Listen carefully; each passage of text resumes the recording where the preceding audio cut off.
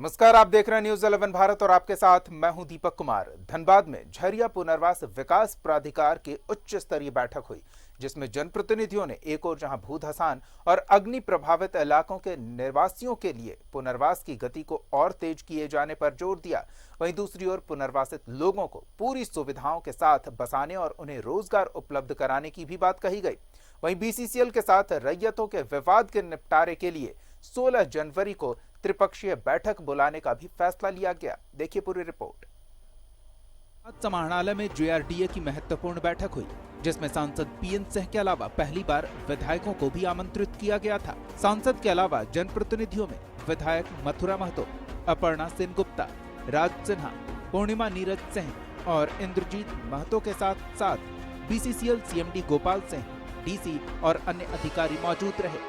इस दौरान सलाहकार समिति की बैठक को संबोधित करते हुए जनप्रतिनिधियों ने कहा कि जब तक विस्थापितों को बेहतर और स्मार्ट टाउनशिप की सुविधा के साथ साथ जीवन यापन के साधन नहीं उपलब्ध कराए जाएंगे, तब तक वहां कोई भी नहीं जाएगा। अच्छी उम्दा एमिनिटीज देनी होगी, स्मार्ट टाउनशिप के तर्ज पे सुविधाएं देनी होंगी और लाइवलीहुड को क्रिएट करना होगा। तो ये सभी सजेशन को हम लोगों ने नोट किया है, इसको हम लोग आगे भी फॉरवर्ड करेंगे और हम लोगों ने आश्वासन दिया है कि आगे भी हम लोग जनप्रतिनिधियों के साथ लगातार कंसल्टेशन करते रहेंगे।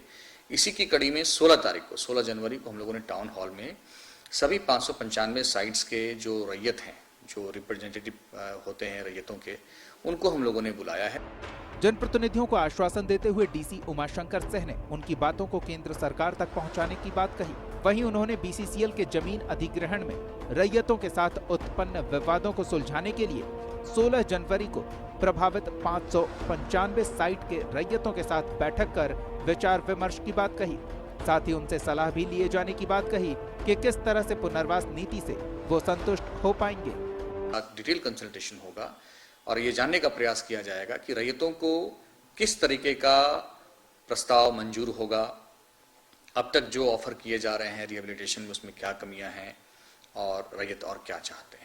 तो ये हम लोगों की बैठक 16 तारीख को होने वाली है। विधायक जो भी अभी सजेशन मैंने बताया, वो अमूमन सभी विधायक और माननीय सांसद महोदय के द्वारा यही सजेशन दिया गया कि हमें वहाँ पे स्मार्ट टाउनशिप के तर्ज पे अगर हम सुविधाएं नहीं देंगे और लाइवलीहुड से लोगों को नहीं जोड़ेंगे तो कहीं पे भी हम साइट डेवलप कर लें, लोग वहाँ पे नहीं टिके हुए। बहरहाल जेआरडीए की बैठक में एक अच्छी पहल यह हुई कि पहली बार विधायकों को भी इसमें बुलाया गया। वहीं दूसरी ओर विस्थापित होने वाले रैयतों से उनकी सलाह और प्रस्ताव लिया जाएगा कि किस तरह से उन्हें बसाया जाए।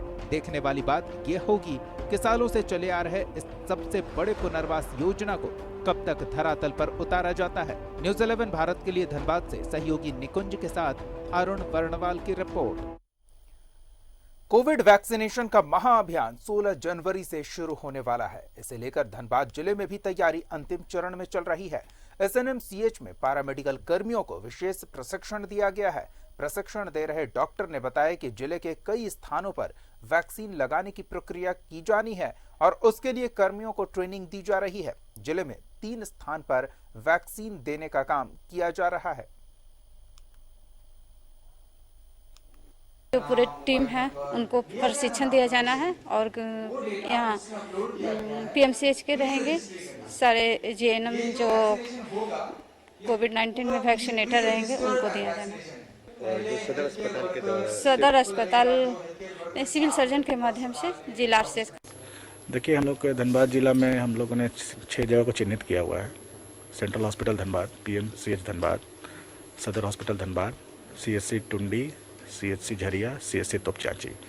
अभी भी सेंट्रल हॉस्पिटल धनबाद और पीएमसीएच के जो स्टाफ है, वैक्सीनेटर टीम है, उन लोगों को चयन करके उन लोगों की ट्रेनिंग दी जा रही है। न सोशल डिस्टेंस न मास्क, एसएनएमसीएच में कोरोना को लेकर जारी प्रोटोकॉल की खुलेआम धज्जियां उड़ रही है। सोशल डिस्टेंसिंग तो दूर, रोगी और उनके साथ आए परिजन एक दूसरे के साथ बिना दूरी के खड़े नजर आते हैं। आप देखिए क्या स्थिति है। काला अक्षर भैंस बराबर, ये मुहावरा कोरोना काल में उन लापरवाह लोगों पर सटीक बैठ रहा है जो संकट की घड़ी में भी नियमों को नहीं समझ रहे। लगातार सरकार और जिला प्रशासन लोगों को आगाह करता है कि बिना मास्क के लोग बाहर ना निकले, लेकिन जिले के सबसे बड़े सरकारी अस्पताल SNMCH जहां का नजारा कुछ और ही देखने को मिला। यहाँ अस्पताल प्रबंधक कितना लापरवाह है, ये देखकर आप भी अंदाजा लगा सकते हैं। इस लापरवाही के बारे में जब हमने अस्पताल के प्राचार्य से बात की तो उन्होंने माना कि ये चूक है। मैंने कहा ना कि निर्देश दिया जा चुका है वहाँ पर सुरक्षा गार्ड को, अगर पालन नहीं हो रहा है तो इस दिशा में सख्ती की जाएगी ताकि लागू, क्योंकि जनता के हित के लिए ही है। ऑफ कोर्स वो एक बीमारी के इलाज के लिए आए, दूसरा बीमारी लेके जाए, ऐसा नहीं होना चाहिए।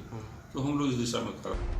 धनबाद SNMMCH जिले में अभी कोरोना के कुल 96 एक्टिव केस हैं। जिले में सोमवार को 14 नए कोरोना संक्रमित मिले, मगर जिले के सबसे बड़े अस्पताल का हाल देखकर लगता है कि धनबाद में कोविड-19 नियम का कितना पालन हो रहा है। अब जिले के सरकारी अस्पताल का ये हाल है तो दूसरे जगह क्या हाल होगा। वहीं इस मामले में जिले के सिविल सर्जन गोपाल दास ने बताया कि इस तरह का अगर हुआ है तो ये घोर लापरवाही है।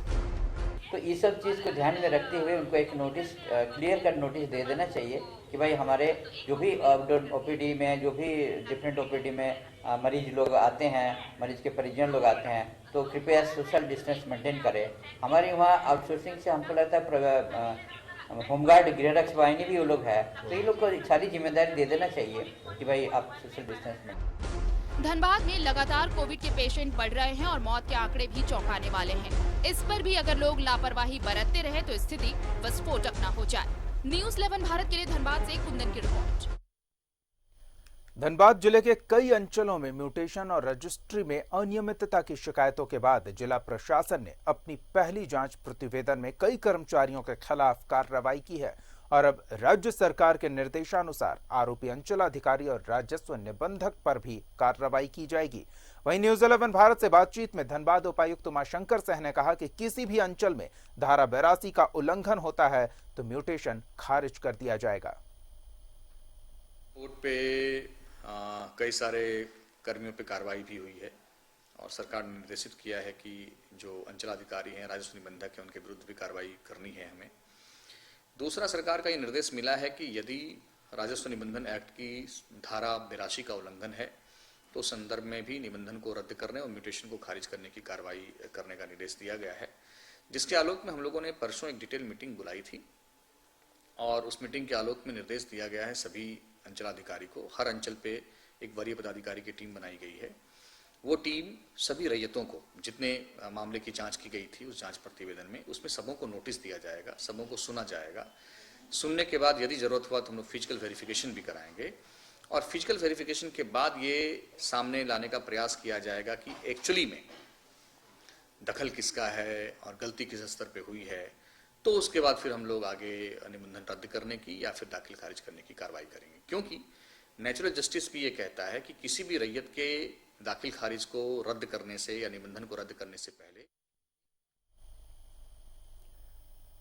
NSUI युवा दिवस के अवसर पर धनबाद जिला अध्यक्ष अभिनव के नेतृत्व में बढ़ती बेरोजगारी और मोदी सरकार के झूठे वादों के खिलाफ अनूठे ढंग से विरोध प्रदर्शन किया गया। NSUI सदस्यों ने विरोध स्वरूप जूते पॉलिश किए। मगर वो आधा को भी अभी तक रोजगार नहीं दे पाए। तो आज हम लोग युवा दिवस के मौके पर रणधीर वर्मा चौक पर धनबाद जिला NSUI के द्वारा बूट पॉलिश करके विरोध प्रदर्शन किया जा रहा है कि ये हम आम जनता तक ये मैसेज पहुंचाएं कि जो केंद्र की जो सरकार है युवाओं पे कोई ध्यान नहीं देना चाहती है।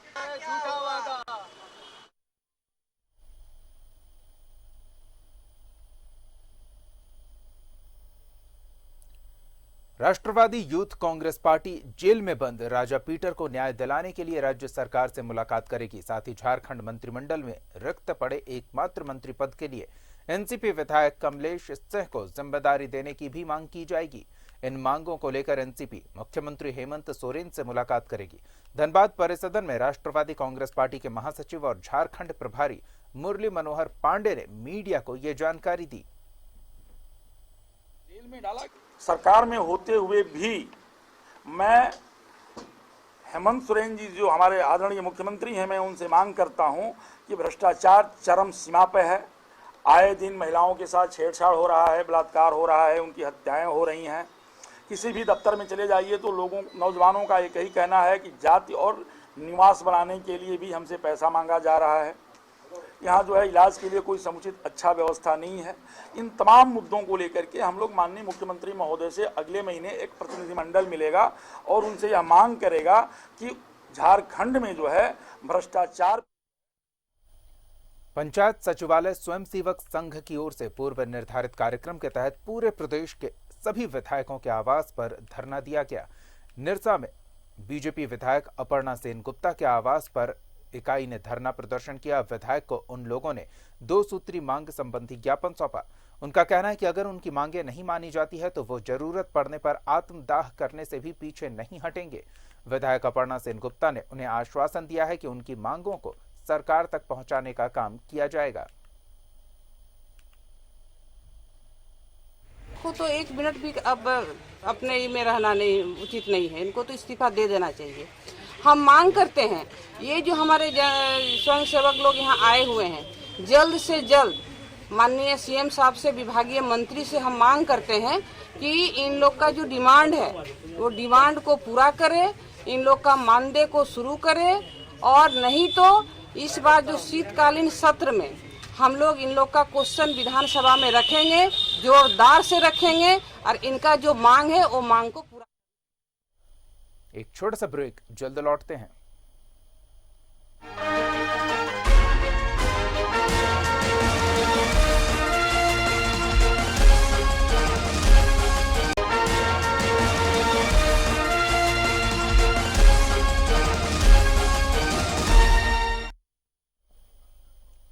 ब्रेक के बाद स्वागत है आपका। बढ़ते हैं आगे। मकर संक्रांति के अवसर पर central India regional council of the institute of chartered accountant of India देश के 7 राज्यों के 47 शाखाओं और 23 चैप्टर के साथ कुल 101 स्थानों पर 10,000 यूनिट के लक्ष्य के साथ रक्तदान शिविर आयोजित कर रही है।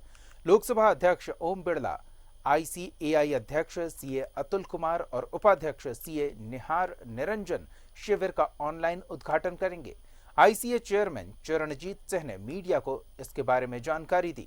कोयला नगर में शिविर का उद्घाटन BCCL के डायरेक्टर पर्सनल करेंगे।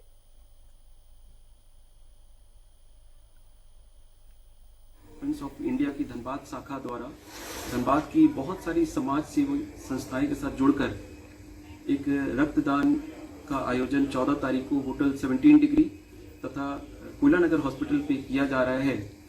हमारे साथ धनबाद की बहुत सारी संस्थाएं जैसे rotary club, Dhanbad blood donors association, Marwari Yuva Manch, Gurudwara committees Dhanbad, all Nobilian alumni association, Lions Club, इस तरह की अन्य। कोयलांचल की लाइन कही जाने वाली धनबाद चंद्रपुरा रेलखंड में कोरोना लॉकडाउन के बाद कई ट्रेनों का परिचालन किया गया। 15 जनवरी से धनबाद रांची इंटरसिटी एक्सप्रेस का भी परिचालन होना है, लेकिन इसका ठहराव कतरास स्टेशन में नहीं किया गया है। इसको लेकर कतरास वासियों में आक्रोश है। पहले भी DC रेलखंड बंदी पर आंदोलनकारी और कई नागरिकों ने कतरास स्टेशन परिसर पहुंचकर विरोध दर्ज कराया था। मेरी साजिश के तहत ये लोग उसका कतरास का स्टॉपेज हटाते जा रहे हैं। ट्रेन धनबाद से खुल करके सीधा चंद्रपुरा में रुक रही है, जबकि पूरे धनबाद जिला का सबसे बड़ा व्यावसायिक स्थल कोई है तो वो है कतरास। और कतरास रेलवे स्टेशन का राजस्व का कलेक्शन इतना है कि अगर हम लोग देखेंगे तो पूरे हिंदुस्तान में हमको लगता है बॉम्बे के बाद हमारा कतरास डिवीजन ऐसा, कतरास हमारा ऐसा है जो राजस्व की प्राप्ति करके सरकार को देता है। और ये रेलवे के लिए एक कमाऊ पूत है कतरास रेलवे स्टेशन। आज अगर यहाँ से ट्रेन का अगर ये लोग स्टॉपेज नहीं देते हैं तो कम से कम 70,000, 80,000 से 1 लाख तक के लोगों। धनबाद में कोयले की तस्करी पर लगाम लगाने की कोशिशों के बीच पुलिस ने कोयला लदे एक ट्रक को फिर पकड़ा है। गुप्त सूचना के आधार पर ASP विजय स्वर्गियार के नेतृत्व में कार्रवाई की गई, जिसमें झरिया से कोयला लेकर आ रहे ट्रक चालक के पास किसी तरह के कागजात नहीं मिले। इस कोयले को GT रोड होते हुए बाहर भेजने की कोशिश की जा रही थी।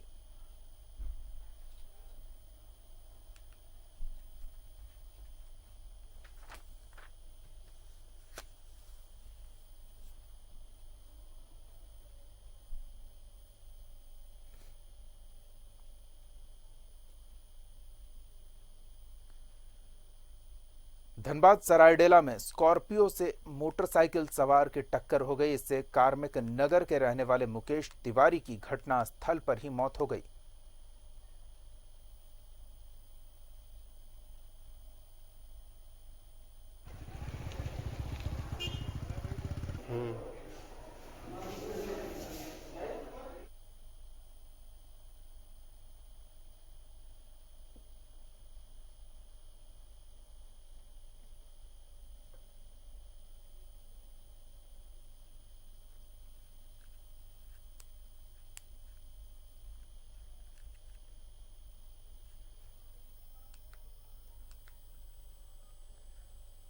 धनबाद के SSLNT महिला कॉलेज के पास नगर निगम ने अतिक्रमण हटाओ अभियान चलाया। इसके तहत कॉलेज के आसपास करीब 1 दर्जन से भी अधिक दुकानों को ध्वस्त किया गया। महिला कॉलेज के आसपास दर्जनों दुकानदार सरकारी जमीन का अतिक्रमण कर अपनी दुकान लगाते हैं। इससे वहां पर लोगों का जमावड़ा रहता है और आए दिन छात्राएं छेड़खानी का शिकार हुआ करती हैं।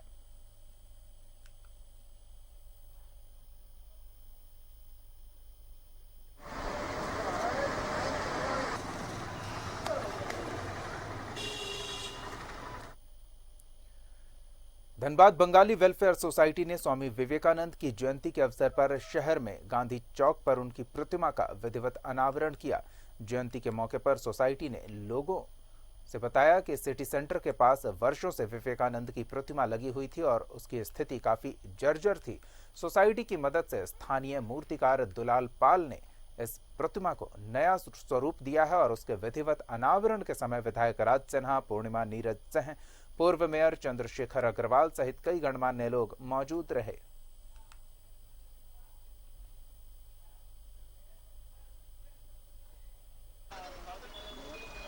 युवा दिवस पर हम मिलकर के आह्वान करते हैं सब एक दूसरे का कि भारतवर्ष को जो विवेकानंद जी ने जो मार्ग दिखाया था विश्व गुरु बनने की तरफ, जिस प्रकार से भाइयों और बहनों, सिस्टर्स एंड ब्रदर्स कह के पूरे विश्व को उन्होंने सम्मोहित कर दिया था, उस प्रकार से आज हम विवेकानंद जी तो नहीं बन सकते, लेकिन विवेकानंद जी ने जो आदर्श स्थापित किया था, जो रास्ते दिखाए थे हमको एक कम समय में, और बिल्कुल जिस प्रकार से एक उल्का जो बहुत कम समय के लिए आता है लेकिन काफी प्रकाशमान होता है, उस प्रकार से विवेकानंद जी की तुलना हम एक उल्का से कर सकते हैं। इस बुलेटिन में फिलहाल इतना ही। आप देखते रहिए न्यूज़ 11 भारत।